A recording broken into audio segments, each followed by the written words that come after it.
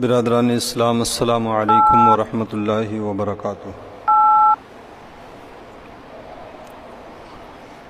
الحمد للہ کفا وسلام علی عبادہ الذین اصطفیٰ،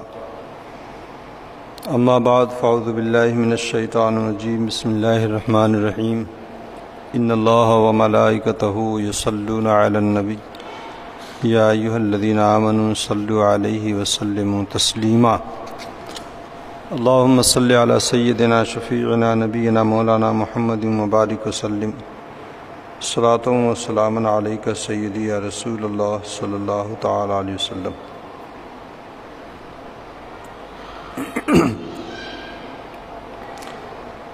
حضرات،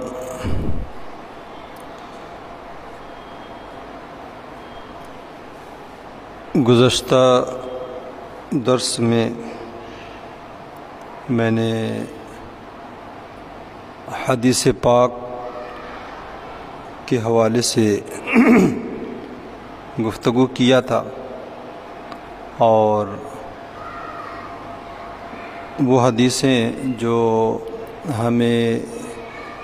آخرت کی جانب ہماری توجہ اور التفات کو موڑ سکتی ہیں،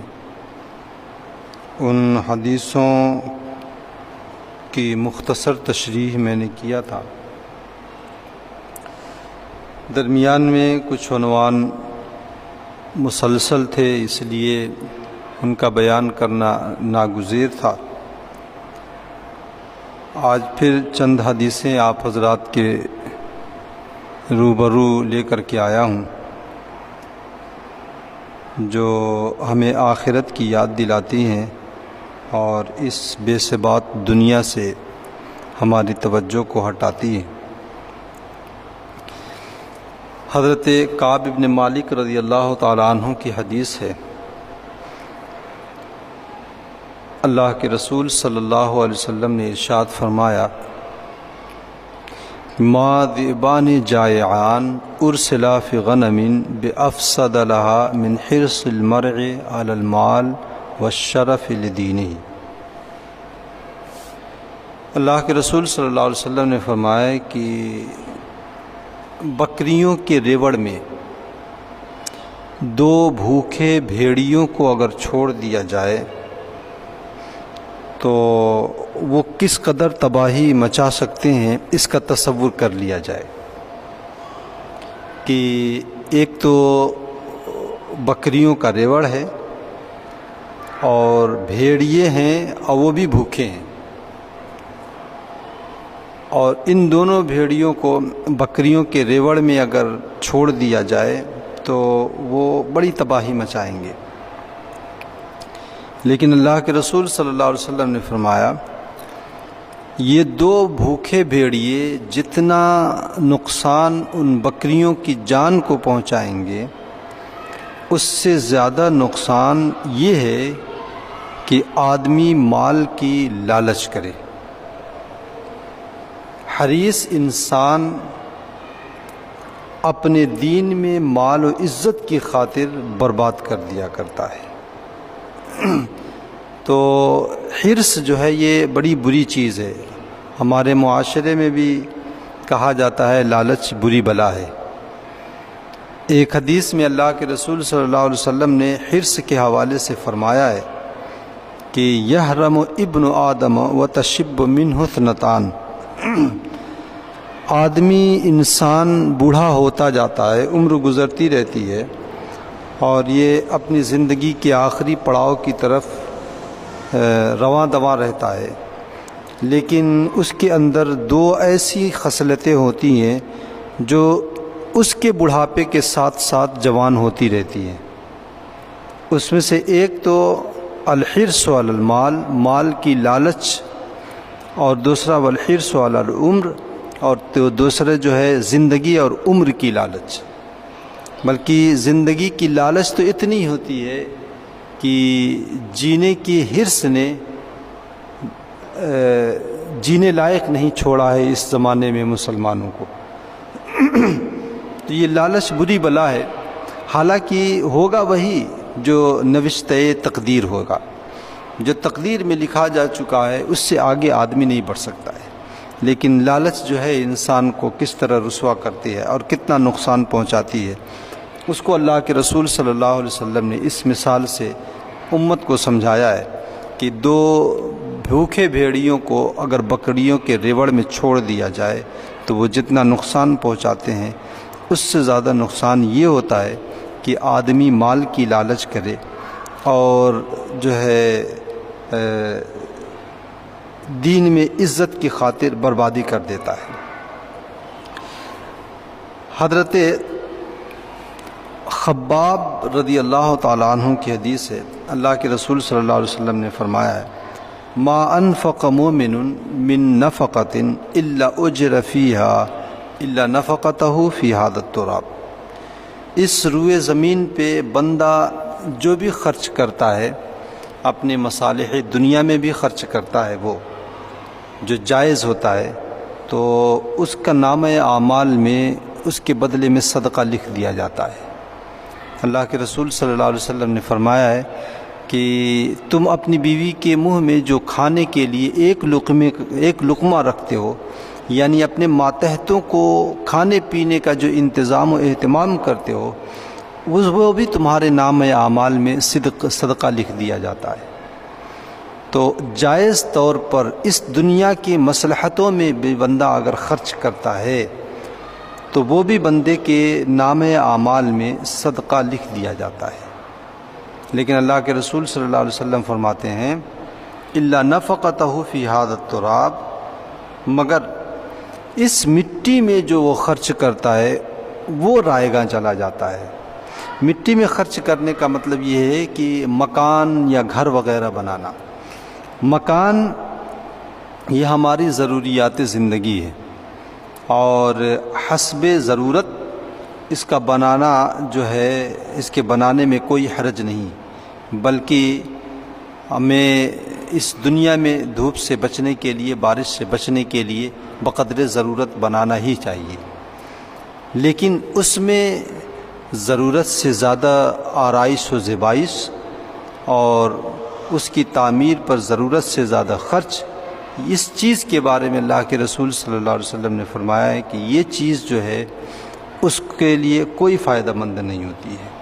بلکہ ایک حدیث میں حضرت انس کی حدیث، اللہ کے رسول صلی اللہ علیہ وسلم نے فرمایا کہ النفقۃ کلھا فی سبیل اللہ الا البناء فلا خیر فیہ، کہ آدمی جو بھی خرچ کرتا ہے وہ اللہ کی راہ میں ہوتا ہے اگر وہ تقرب کی نیت سے وہ خرچ کرے تو، لیکن تعمیر میں خرچ کرنے میں کوئی بھلائی نہیں۔ تو تعمیر میں خرچ کرنے کا یہی مطلب ہے کہ ضرورت سے زیادہ ان آرائش و زیبائش میں، ڈیکوریشن میں، ان چیزوں میں خرچ اور صرف کرنا، یہ جو ہے اسے کوئی فائدہ نہیں دیتا ہے۔ حضور صلی اللہ علیہ وسلم اپنے اصحاب کے ساتھ جا رہے تھے تو مدینے کی ایک گلی سے آپ کا گزر ہوا تو آپ نے ایک مکان دیکھا۔ کیسا مکان تھا؟ قبۃً مشرفتً، مکان گنبد نما وہ مکان تھا۔ تو اللہ کے رسول صلی اللہ علیہ وسلم نے صحابہ کرام سے پوچھا کہ ما ھذہ، یہ کیا ہے؟ تو صحابہ نے بتایا کہ یا رسول اللہ یہ فلاں انصاری شخص کا یہ مکان ہے۔ تو حضور صلی اللہ علیہ وسلم خاموش رہے اور آپ نے کچھ بھی فرمایا نہیں، لیکن وحملھا فی نفسہ، لیکن اللہ کے رسول صلی اللہ علیہ وسلم نے اس کی کراہت وغیرہ کو دل میں اپنے رکھا اور اسے ناپسند کیا۔ اور صحابہ کرام رضوان اللہ تعالیٰ علیہم اجمعین نے نبی رحمت صلی اللہ علیہ وسلم کی اس عمل کو دیکھ کر کے سمجھ لیا کہ یہ جو ہے حضور صلی اللہ علیہ وسلم کو پسند نہیں ہے۔ جب مالک مکان واپس آیا اور بارگاہ رسالت میں آ کر کے اس نے نذرانہ سلام پیش کیا، لوگوں کے درمیان حضور صلی اللہ علیہ وسلم بیٹھے ہوئے تھے، تو راوی کا بیان ہے حضرت انس بن مالک رضی اللہ تعالیٰ عنہ کا، فأعرض عنہ، کہ حضور صلی اللہ علیہ وسلم نے چہرہ اس سے پھیر لیا۔ صنع ذلک مرارا، کئی مرتبہ اس نے بارگاہ رسالت میں سلام پیش کیا، لیکن اللہ کے رسول صلی اللہ علیہ وسلم نے چہرہ اس سے پھیر لیا۔ اس شخص کو اس بات کا احساس ہو گیا کہ حضور صلی اللہ علیہ وسلم کسی بات پر مجھ سے ناراض اور خفا ہیں۔ تو عقائد عالم صلی اللہ علیہ وسلم سے تو اس نے کچھ نہیں کہا، لیکن چونکہ نبی رحمت صلی اللہ علیہ وسلم کی ناراضگی صحابہ کے اوپر ایک بڑی مصیبت بن کر کے نازل ہوتی تھی، اور صحابہ کے اوپر یہ جو ہے ایسا ہوتا تھا جیسے کہ ان کے اوپر کوئی پہاڑ ٹوٹ پڑا ہو، تو وہ تڑپ گئے اور انہوں نے صحابہ کرام رضوان اللہ تعالیٰ علیہم اجمعین جو وہاں پہ بیٹھے ہوئے تھے ان سے حضور صلی اللہ علیہ وسلم کے اس اعراض کا شکوہ کیا اور اس کی وجہ جاننی چاہیے۔ تو جو وہاں بیٹھے ہوئے تھے صحابہ کرام، انہوں نے کہا کہ اس سے جا کر کے انہوں نے کہا انی لانکر رسول اللہ صلی اللہ علیہ وسلم، حضور صلی اللہ علیہ وسلم کے اس عمل میں کچھ ناپسندیدگی کا اظہار دیکھ رہا ہوں کہ آقا کائنات صلی اللہ علیہ وسلم مجھ سے کچھ خفا سے معلوم ہوتے ہیں، وجہ کیا ہے؟ تو لوگوں نے کہا کہ خرج فرع قبتک فرجع الرجل اذا قبتی فہدما، کہ اللہ کے رسول صلی اللہ علیہ وسلم تمہارے گھر کے پاس سے گزرے تھے اور تمہارے مکان کو اور اس پہ بنے ہوئے گنبد کو دیکھا تھا، تو اتنا ہی کہا، مطلب وہ سمجھ گیا کہ حضور صلی اللہ علیہ وسلم کو مکان اور یہ دنیا داری پسند نہیں ہے۔ تو حضرت انس کا بیان ہے کہ فرجع الرجل الی قبتی، وہ شخص واپس اپنے گھر گیا اور اپنے اس مکان کو، اس گنبد کو جو ہے توڑ دیا، منہدم کر دیا، حتی سواہا بالارض، بلکہ اس قدر توڑ دیا کہ زمین کے برابر کر دیا۔ تو حضور صلی اللہ علیہ وسلم کا ایک مرتبہ پھر وہاں سے گزر ہوا ایک دن، تو دیکھا کہ وہاں پہ مکان ہوتا تھا، مکان ہے نہیں، تو صحابہ سے پوچھا کہ ما فعلت القبۃ، یہاں پہ ایک گنبد نما مکان تھا، کیا ہوا؟ تو لوگوں نے کہا یا رسول اللہ، اس کے مالک نے ہمارے پاس شکایت کیا تھا کہ آپ اس کے مالک سے ناراض ہیں، تو ہم نے بتا دیا تھا کہ جناب رسالت مآب کا گزر تمہارے مکان کے پاس سے ہوا تھا، تمہارے مکان کی ساخت دیکھ کر کے حضور صلی اللہ علیہ وسلم نے ناگواری کا اظہار فرمایا تھا، شاید وہی وجہ ہو، تو اس نے آپ کی ناراضگی اس سے برداشت نہ ہوئی اور اس نے اپنے مکان کو منہدم کر دیا۔ تو اللہ کے رسول صلی اللہ علیہ وسلم نے اس وقت ارشاد فرمایا اما ان کل بناء وبال علی صاحبہ الا ما لا یعنی اے ما لا بد منہ، ہر تعمیر کرنے والے کے لیے وبال جان ہے مگر وہی جو اس کے لیے ضروری ہے، یعنی جتنے میں اس کی رہائش اور جتنے سے اس سے رہائشی ضروریات پوری ہو جاتی ہیں، اگر اس سے زیادہ وہ کرتا ہے تو اللہ کے رسول صلی اللہ علیہ وسلم فرماتے ہیں کہ یہ چیز اس کے حق میں بہتر نہیں ہے۔ اب صحابہ کرام رضوان اللہ تعالیٰ علیہم اجمعین کا طرز عمل دیکھیں کہ دین اور بانی دین کی رضا کی خاطر اور حضور صلی اللہ علیہ وسلم کی خوشنودی حاصل کرنے کے لیے اپنے آشیانے تک کو مسمار کر دیا کرتے تھے، اور کھلے آسمان کے نیچے آ جانا ان کے لیے یہ بات تو گوارا تھی، لیکن حضور صلی اللہ علیہ وسلم ہمارے کسی عمل سے ناگواری کا اظہار فرما دیں، یہ بات صحابہ کرام کو گوارا نہیں تھی۔ اور ان کے مقابلے میں ہم اپنا طرز زندگی دیکھیں اور اپنا طرز عمل دیکھیں کہ ہم جو بھی خلاف شرع کام کرتے ہیں،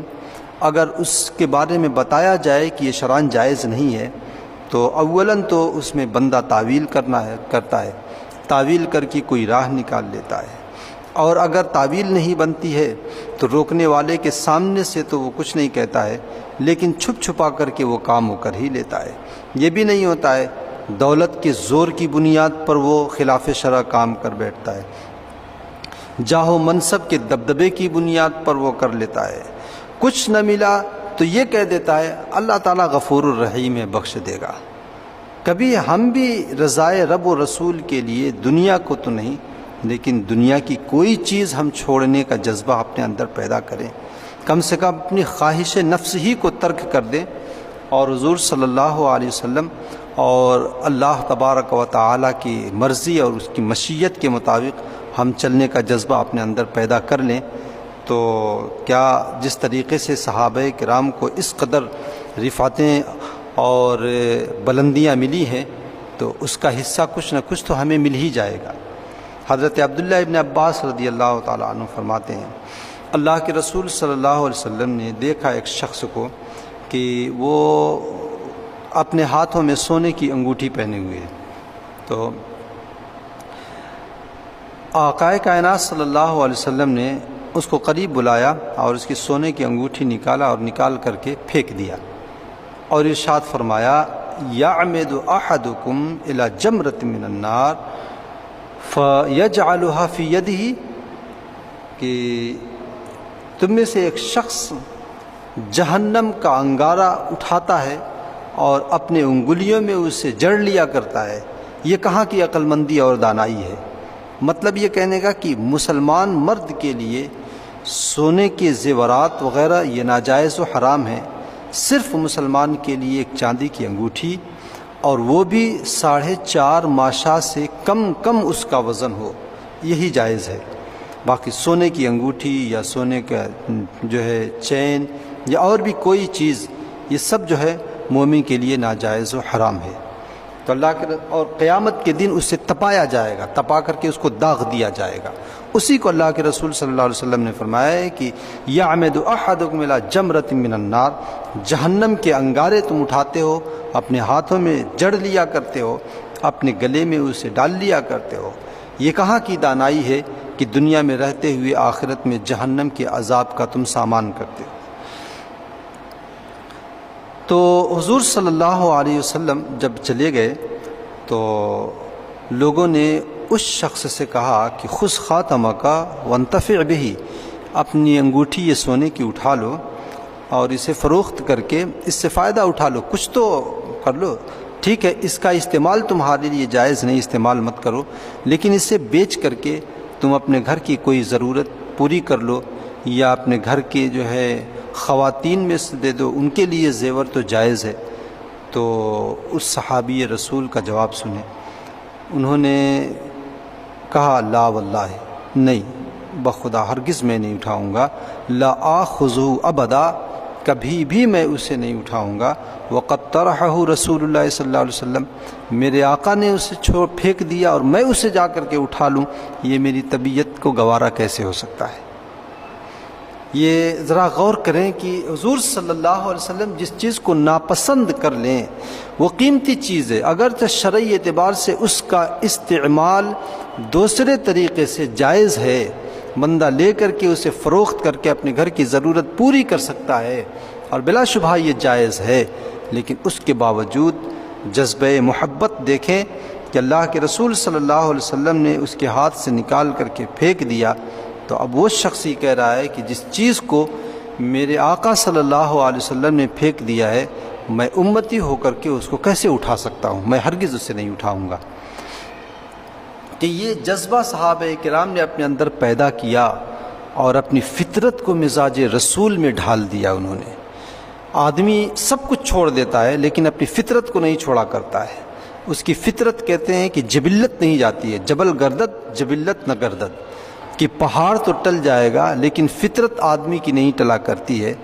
لیکن صحابہ کرام کی زندگی میں ہم جھانک کر کے دیکھیں، انہوں نے اپنی فطرت کو بدل دیا نبی رحمت صلی اللہ علیہ وسلم کی خوشنودی کے لیے، اور اپنی فطرت کو مزاج رسول میں ڈھال دیا. حضرت انس بن مالک رضی اللہ تعالیٰ عنہ کی حدیث ہے، ان کا عمل ہے کہ وہ گوشت کے سالن میں کدو تلاش کر کے کھایا کرتے تھے. وجہ کیا تھی؟ نبی آقائے کائنات صلی اللہ علیہ وسلم کو یہ بات بڑی پسند تھی. ذرا ہم بھی اپنے زندگی میں غور کریں کہ یہاں تو اللہ کے رسول صلی اللہ علیہ وسلم نے پھینک دیا اور اس کو اٹھا کر کے، وہ چیز ہماری ہے، اٹھا کر کے ہم اس کو بیچ کے فروخت کر کے اس کو شرعی اعتبار سے اس کا استعمال کریں اور اس سے ہم فائدہ اٹھائیں تو جائز ہے. لیکن جن باتوں سے شریعت نے ہمیں منع کر دیا ہے، ہم تو ان باتوں سے بھی رکنا نہیں چاہتے. ہمارے اندر تو اتنا جذبہ بھی نہیں ہے کہ ہم سونے کی انگوٹھی نکال دیں یا سونے کی چین ہم نکال دیں. موٹے موٹے کڑے لوگ پہنے رہتے ہیں اور نام دیتے ہیں کہ یہ اجمیر سے لے کے آیا ہوں، یہ مدینہ طیبہ سے لے کر کے آیا ہوں، یہ بریلی شریف سے لے، وہ کہیں سے آیا ہی ہو، اگر خلاف شرع ہے تو ایسی صورت میں وہ ناجائز ہے، وہ چاہے اجمیر سے ہو چاہے مکہ و مدینہ سے ہو.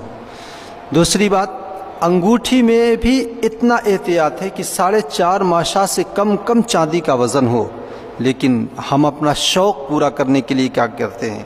کہ بڑا سا ایک نگ لے لیتے ہیں، اور بڑے سے نگینے میں ظاہر سی بات ہے چاندی بھی زیادہ آتی ہے، اب ہم اس میں بھرپور چاندی لگا دیتے ہیں، نتیجہ یہ ہوتا ہے کہ وہ چاندی جو ہے کبھی کبھی اتنی زیادہ ہو جاتی ہے کہ وہ بھی حرام ہو جاتی ہے۔ تو ہم نے دین کو مانا کب، یا فرمان رسالت یا فرمان خدا کو ہم نے مانا کب؟ ہم نے تو مانا ہے اپنے طبیعت کو۔ تو ہم ذرا ان باتوں پہ غور کریں کہ آقا کائنات صلی اللہ علیہ وسلم نے یا ہماری شریعت نے جو بتایا ہے، ہم نے کتنا اس پر عمل کا جذبہ اپنے اندر پیدا کیا ہے۔ قرآن پاک میں اللہ رب العزت نے فرمایا ہے کہ عورتوں کے بارے میں سورہ نور کے بارے میں فرمایا ہے کہ وَلَا يَضْرِبْنَ بِأَرْجُلِهِنَّ لِيُعْلَمَ مَا يُخْفِينَ مِنْ زِينَتِهِنَّ، کہ اگر وہ اپنے پاؤں میں پازیب پہنی ہوں، چھاگل جسے کہا جاتا ہے، تو وہ قدم اتنے زور سے نہ رکھیں کہ اس پازیب کی جھنکار کسی غیر محرم شخص کے کانوں میں پڑ جائے۔ یہ قرآن کا فرمان ہے، وَلَا يَضْرِبْنَ بِأَرْجُلِهِنَّ لِيُعْلَمَ مَا يُخْفِينَ مِنْ زِينَتِهِنَّ، کہ یہ پازیب یا جو زیورات پہنے ہیں اور ان زیورات میں اگر جو ہے جھنک ہے تو اس قدر قدم رکھنے میں اس قدر احتیاط برتیں کہ اس پازیب کی جھنکار کسی غیر مرد کے غیر محرم شخص کے کانوں میں نہ پہنچے۔ یہ تو شریعت کا مزاج ہے، لیکن ہماری مائیں اور بہنیں سوچیں، وہ جب غیر محرم شخص کے سامنے سج دھج کر کے اور سور کر کے تقریبات میں اور دوسرے جو ہے فنکشن وغیرہ میں جاتی ہیں، تو کیا اس چیز کی شریعت اجازت دیتی ہے؟ ہرگز اجازت نہیں دیتی ہے۔ تو ذرا سا ہم اپنے اندر صحابہ کرام کا وہ جذبہ کہیں سے تلاش کر کے لے کر کے آئیں اور اپنے اندر اسے پیدا کریں، تو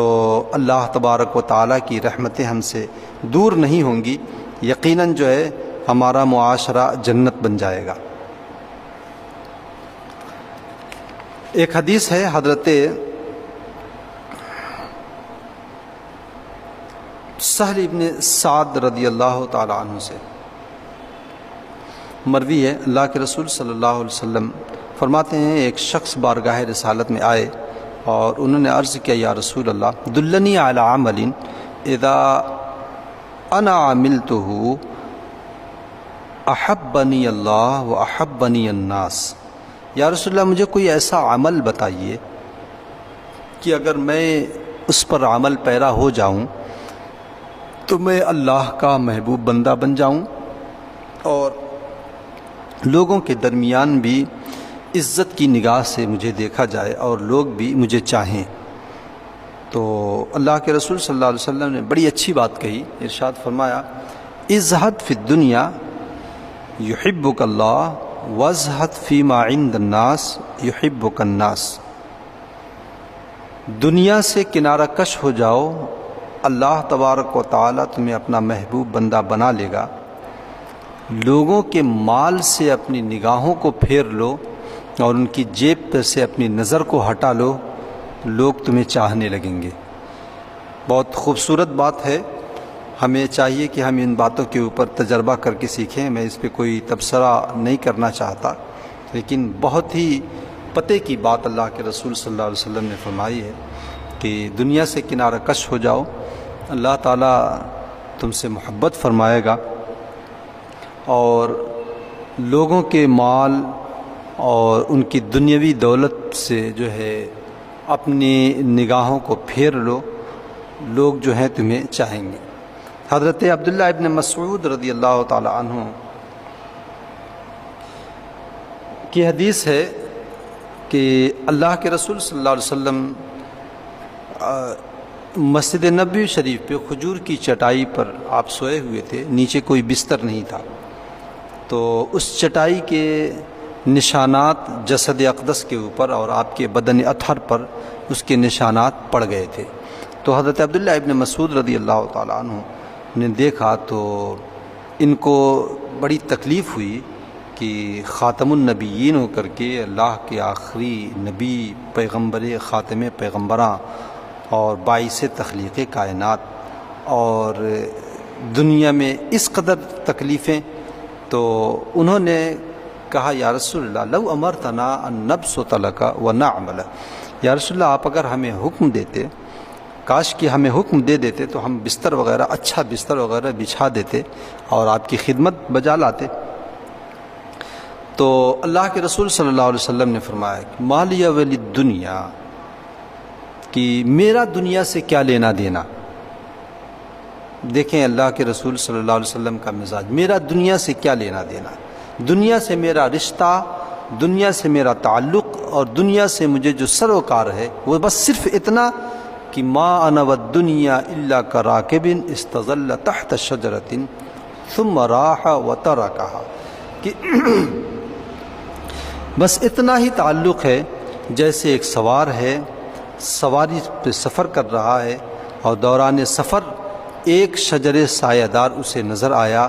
اس درخت کے نیچے رکھ کر کے تھوڑی دیر آرام کیا اور پھر اس شجر سایہ دار کو چھوڑ کر کے آگے چلتا بنا۔ بس اسی طریقے سے میں بھی دنیا میں ہوں، جب تک کار نبوت میرے کاندھوں کے اوپر ہے اس وقت تک میں دنیا میں ہوں، کار نبوت کے تمام ہوتے ہوئے میں دنیا کو الوداع کہہ دوں گا۔ اللہ کے رسول صلی اللہ علیہ وسلم نے فرمایا بھی ہے کہ حبب الی من دنیاکم ثلاث، تمہاری اس دنیا سے مجھے صرف 3 چیزوں کی محبت میرے دل میں رکھی گئی ہے، اور اس میں سے اللہ کے رسول صلی اللہ علیہ وسلم نے فرمایا کہ الطیب والنساء وجعلت قرۃ عینی فی الصلاۃ، کہ ایک خوشبو، اور دوسری جو ہے منکوحہ عورتیں، پاک باز عفت معاب خواتین، اور تیسری جو ہے اللہ کے رسول صلی اللہ علیہ وسلم نے فرمایا جعلت قرۃ عینی فی الصلاۃ، کہ میری آنکھوں کی ٹھنڈک نماز میں رکھی گئی ہے، بس اس کے علاوہ اور کوئی جو ہے سروکار نہیں دنیا سے۔ حضرت ابو امامہ رضی اللہ تعالیٰ عنہ کی حدیث ہے، بہت خوبصورت حدیث ہے، بہت پیاری حدیث ہے۔ اللہ کے رسول صلی اللہ علیہ وسلم نے فرمایا اغبط اولیائی عندی لمؤمن خفیف الحاظ، بعض روایتوں میں یوم القیامہ کا بھی لفظ آیا ہے کہ سب سے زیادہ میرا قابل رشک دوست وہ ہے، یعنی میرا سب سے زیادہ قریبی اور میرے جو ہے چاہنے والوں میں جس کے اوپر رشک کیا جا سکتا ہے، ناز کیا جا سکتا ہے، فخر کیا جا سکتا ہے،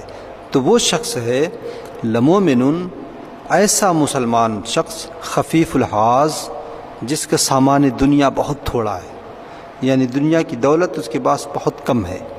خفیف الحاظ کہتے ہیں اس کو جس کی پیٹھ پر گوشت پوست کم ہو، یعنی ہلکے پھلکے بدن کا آدمی۔ تو ہلکا پھلکے بدن کا آدمی جو رہتا ہے بوجھ نہیں رہتا ہے، وہ کود پھاند ادھر ادھر نکل جاتا ہے۔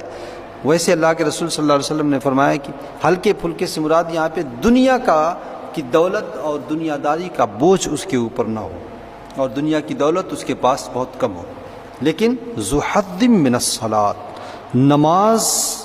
کثرت سے اس کے پاس ہو، ایک بڑا حصہ نماز کا ہو، جب بھی اسے جو ہے کار دنیا سے فرصت ملتی ہے فوراً نماز کے لیے کھڑا ہو جاتا ہے، کثرت سے نماز پڑھتا ہے۔ احسن عبادت ربہ واطاعہ فی السر،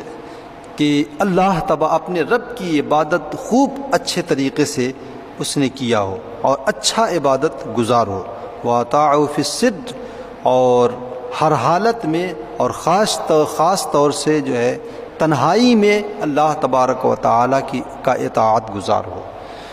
بندہ جو ہے لوگوں کے سامنے یا اپنے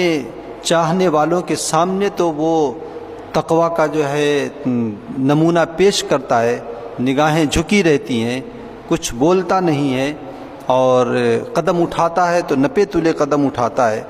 بولتا ہے تو تول تول کر کے وہ الفاظ نکالتا ہے، لیکن جب وہ تنہائی میں آتا ہے تب سمجھ میں آتا ہے کہ اس کی نگاہیں کتنی بہکتی ہیں، اس کی زبان کس قدر جو ہے بے قابو ہوتی ہے، اس کی حرکات و سکنات کیسے ہیں، وہ اللہ تبارک و تعالیٰ کے فرامین اور نبی رحمت صلی اللہ علیہ وسلم کی لائی ہوئی شریعت کا کس قدر پاس و لحاظ کرتا ہے۔ کیونکہ تنہائی میں کوئی دیکھتا نہیں ہے، اس لیے آدمی کا نفس جو ہے اسے بہکا ڈالتا ہے، تو اسی لیے اللہ کے رسول صلی اللہ علیہ وسلم نے فرمایا وَأَطَاعَهُ فِي السِّرِّ، تنہائی میں وہ اللہ تبارک و تعالیٰ کا اطاعت شعار ہو کہ تنہائی میں بھی رب تبارک و تعالیٰ کی حکم کی خلاف ورزی وہ نہ کرتا ہو۔ وَكَانَ غَامِضًا فِي الدُّنْيَا لَا يُشَارُ إِلَيْهِ بِالْأَصَابِعِ، دنیا میں گمنامی کی زندگی وہ گزار رہا ہو۔ لا يُشَارُ إِلَيْهِ بِالْأَصَابِعِ، کہ اس کی جانب انگلیوں سے اشارہ نہ کیا جاتا ہو، مطلب لوگ جانتے ہی نہ ہوں۔ جب کوئی نامور شخص گزرتا ہے تو لوگ اشارہ کر کے کہتے ہیں نا فلاں جا رہا ہے، فلاں سیٹھ جا رہا ہے، فلاں نیتا جا رہا ہے، فلاں بھائی جا رہا ہے، فلاں دادا جا رہا ہے، اس طرح کی باتیں۔ لیکن وہ اس قدر جو ہے گمنام ہو کہ ایک دم سادی زندگی گزارتا ہو اور معاشرے کے لوگ اس کی حقیقت کو پہچانتے نہ ہوں۔ وَكَانَ رِزْقُهُ كَفَافًا، کوئی دولت بھی اس کے پاس نہیں ہے بلکہ اس کا ذریعہ معاش بس اتنا ہے کہ دنیا کا کام عزت کے ساتھ اس کا چل رہا ہے اور کسی کے سامنے اسے ہاتھ پھیلانے کی ضرورت نہیں ہے۔ رزق کفاف اسے کہتے ہیں کہ آدمی کی دنیا کی ضرورتیں اس سے بس پوری ہو جائیں۔ اور فرمایا فصبر علی ذالک، اور اسی پر وہ صابر و شاکر ہو۔ تو ایسے شخص کے بارے میں اللہ کے رسول صلی اللہ علیہ وسلم نے فرمایا کہ یہ میرا سب سے قابل رشک دوست ہوگا، اور سب سے جو ہے ایسا شخص جس کے اوپر زمانہ ناز کرے۔ اور پھر اللہ کے رسول صلی اللہ علیہ وسلم نے ہاتھوں کو ہاتھوں پر یوں انگلیوں کو انگلیوں پر مارا، جسے ہم کہتے ہیں چٹکی بجانا۔ تو چٹکی بجانا تو چونکہ شرافت نہیں معلوم ہوتی ہے، اس لیے نبی رحمت صلی اللہ علیہ وسلم کے اس چیز کا جو ہے لفظ مناسب نہیں ہے۔ تو وہ چٹکی بجانے کا یہ مطلب کہ اپنے ایک ہاتھ کی انگلیوں کے پیٹ کو دوسرے ہاتھ کی انگلیوں کے پیٹ پر مارتے ہوئے یوں کر دے، اور فرمایا کہ بس جیسے فقال عجلت منیتہ، کہ اس کی موت بھی بس یوں ہو جائے، یعنی دیکھتے دیکھتے وہ دنیا سے چلا، ارے فلاں انتقال ہو گیا، ہاں چلا گیا، دیکھتے دیکھتے دنیا سے چلا جائے۔ قلت بواکی قلت تراثہ، رونے والے بھی بہت کم اور اس کی میراث بھی بہت کم۔ رونے والے اس لیے کم کہ دنیا جانتی نہیں تھی اس کی حقیقت، کہ ایک غریب آدمی تھا، کھاتا پیتا تھا، چلا گیا، کسی کا اس سے کوئی فائدہ نہیں تھا، کسی سے اس کا کوئی مطلب نہیں تھا، اور جو ہے اس لیے کوئی رونا نہیں چاہ رہا ہے۔ اور قلت تراثہ، اور دولت اس کے پاس تھی نہیں، رزق کفاف تھا، میراث بھی اس کی بہت کم تھی۔ تو ایسا شخص اللہ کے رسول صلی اللہ علیہ وسلم فرماتے ہیں میرا سب سے زیادہ قابل رشک دوست ہوگا قیامت کے دن۔ تو دنیا جو ہے بس اتنا جتنا کہ ہم دنیا میں عزت کے ساتھ گزر جائیں، یا یہ کہہ لیا جائے کہ دنیا میں دل نہ لگے۔ حضرت نظام الدین اولیاء علیہ رحمت و رضوان کی زندگی میں بھی یہ واقعہ ملتا ہے، اور حضرت سید مخدوم اشرف جہانگیر سمنانی رحمۃ اللہ تعالیٰ علیہ کی زندگی میں بھی یہ واقعہ ملتا ہے کہ ان کے گھوڑے جو ہوا کرتے تھے، ان گھوڑوں کی جو کیلیں ہوتی تھیں، جو کھونٹیاں ہوتی تھیں، زمین میں گاڑی جاتی تھی اور اس میں گھوڑوں کو باندھا جاتا تھا، یہ سونے کی ہوتی تھی۔ تو کسی نے طنز کیا کہ یہ جو ہے فقیر ہیں اور دنیا سے یہ بے رغبت، یہ زاہد ہیں، اور ان کا حال یہ ہے کہ یہ گھوڑے کی کیلیں بھی سونے کی رکھتے ہیں۔ تو ان بزرگوں نے جواب دیا تھا کہ تم جو سونا رکھتے ہو وہ اپنے دل میں رکھتے ہو، اور ہم جو سونا رکھتے ہیں وہ گل میں رکھتے ہیں، یعنی ہم مٹی میں ڈال دیا کرتے ہیں، تم اپنے دل میں اسے بسائے رہتے ہو۔ تو دنیا سے آدمی دل نہ لگائے۔ وہ کسی شاعر نے کہا ہے نا کہ جگہ جی لگانے کی دنیا نہیں ہے، یہ عبرت کی جا ہے، تماشا نہیں ہے۔ اللہ تبارک و تعالی ہم تمام لوگوں کو اس پر عمل کی توفیق رفیق عطا فرمائے۔ وآخر دعوانا الحمد للہ رب العالمین۔ السلام علیکم ورحمۃ اللہ وبرکاتہ۔